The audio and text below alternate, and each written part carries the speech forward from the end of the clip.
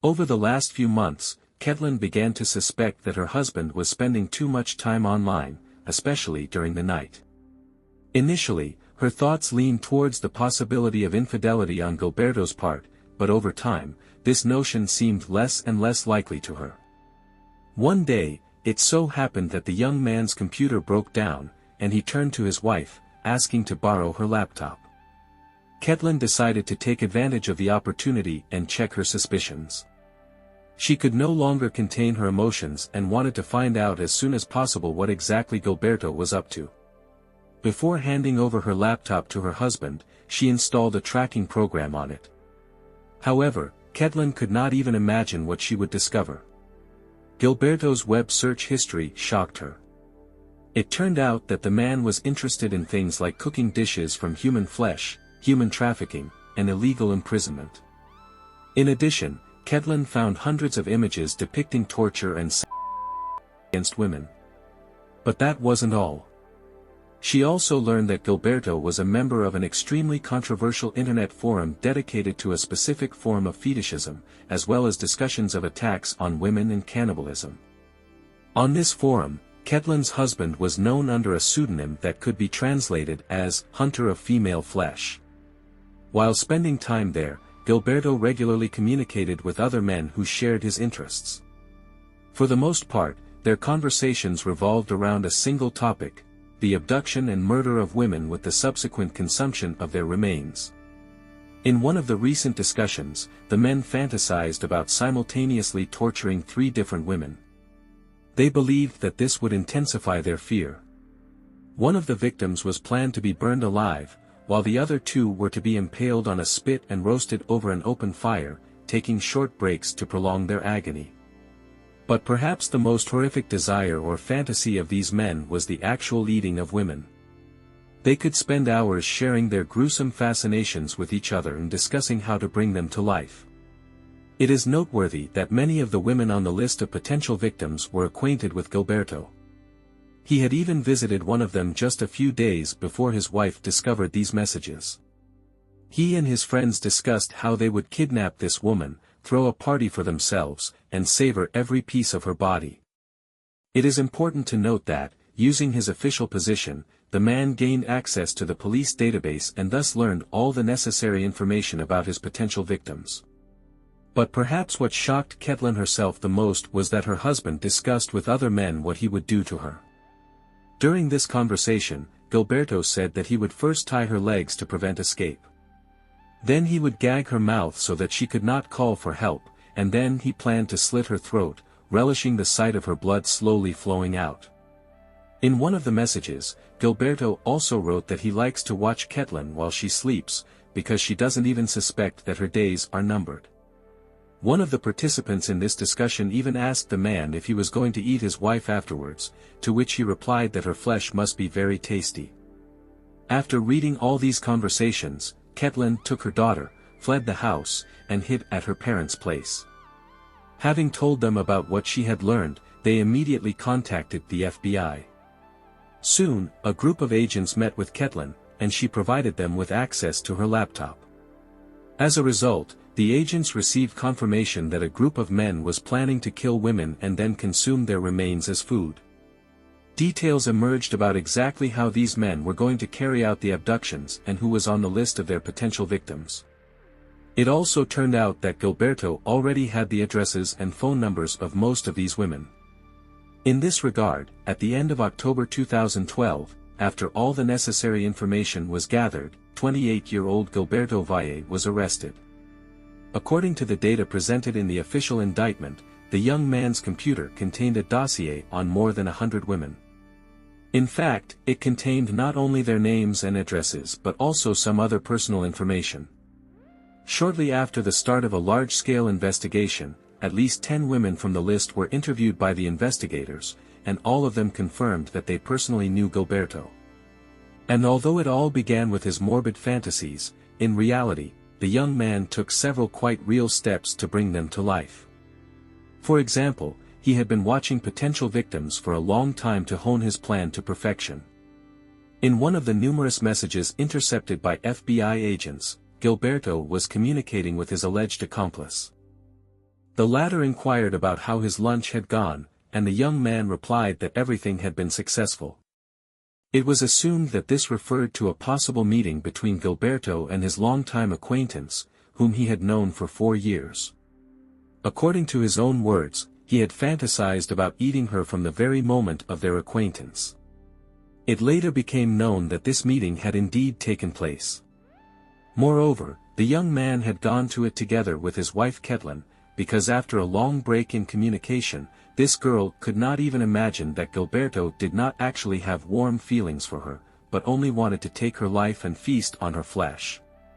In any case, immediately after this meeting, the young man and his wife headed home, and he, without wasting time, sat down at the computer to write to his accomplice.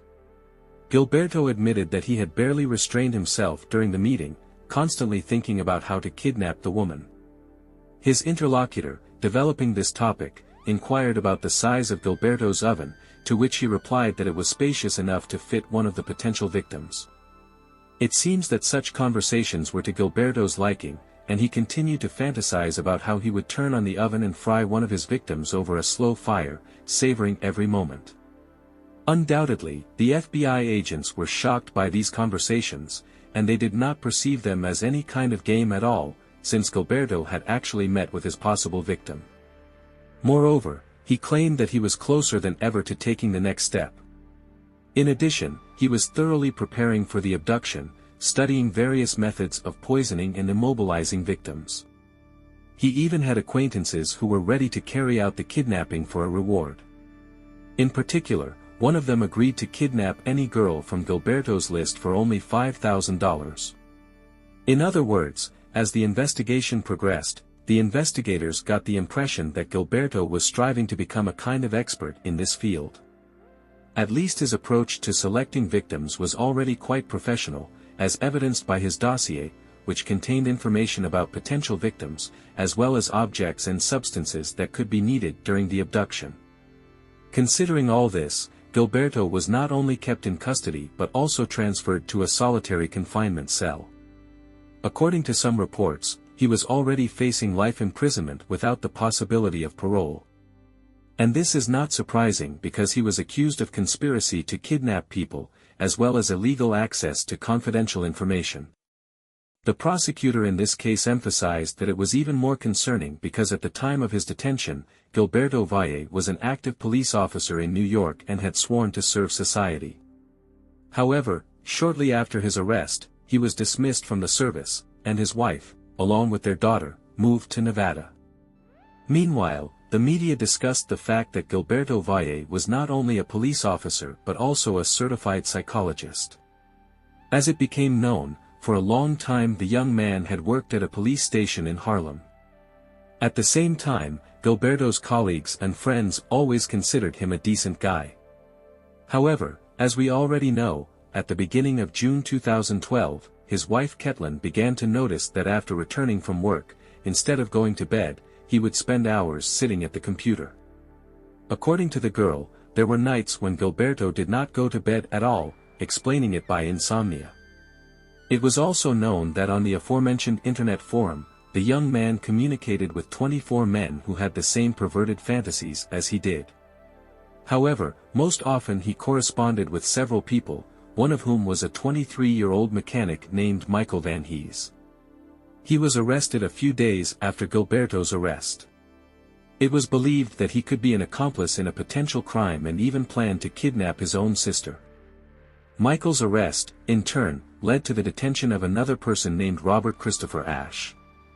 He was 61 years old and had previously worked as a librarian at one of New York's schools. According to Michael, he and Robert had once met in person to discuss a possible abduction. Obviously, Robert shared the desires of Gilberto and Michael, but he was interested not only in women but also in children. Therefore, the authorities began a more thorough investigation of Robert. The FBI even sent 2 undercover agents to gain the man's trust. And during searches of his home, numerous torture devices were found, including whips, a stun gun, handcuffs, nails, gloves, and many other items that he was going to use for his purposes. The general nature of this case implied life imprisonment without the possibility of parole for all detainees. However, shortly before the start of the trial, a serious problem arose related to the fundamental principles of freedom of thought and speech. In other words, the essence of the problem was that, despite numerous conclusions, the authorities were unable to find convincing evidence that even one of the listed women had been attacked by the arrested men. Thus, all this could be attributed to their morbid fantasies. Gilberto's lawyers also adhered to this version. However, the prosecution had a different opinion, and although there were indeed no real victims, it was quite likely that all these ideas could eventually materialize. Be that as it may, this case sparked heated discussions and became the subject of numerous speculations in various social circles. Law schools at various universities also took an interest in this unusual case, as it raised many important issues of both a legal and psychological nature. However, perhaps the most important question was whether fantasy alone could provoke a crime and how, in such a case, to judge the alleged criminals in the absence of real victims. As a result, serious disagreements arose among the jurors, since all the detainees were only potential criminals who should have been put behind bars even before they committed their crime. In the United States, such types of crimes are commonly referred to as thought crimes. Usually, they are characterized by preliminary preparation for the crime and the very intention to commit it. And given the fact that the truly perverted and hate-filled fantasies of the detainees undoubtedly reflected their sick imagination, they simply had to be sent to prison. However, according to their lawyers, the authorities did not have sufficient grounds for a guilty verdict. Be that as it may, after a few months, the judge announced the final verdict. To everyone's surprise, all charges against Gilberto Valle were dropped, as it was confirmed that his conversations were more related to fantasies than to reality. For his part, Michael Van Hees was sentenced to 7 years in prison, since in his case, he and one of his accomplices had come close to committing a crime. As for Robert Christopher Ashe, he received 15 years behind bars for his attempt to kill FBI agents who were working undercover. Undoubtedly, the final verdict left some room for reflection and discussion. Usually, in court, we are judged by our actions, not by our thoughts. But what should be done in cases where these thoughts take over the mind? So at what point are our thoughts considered normal, or can we still fantasize about various topics as long as it does not harm others? I look forward to hearing your thoughts in the comments.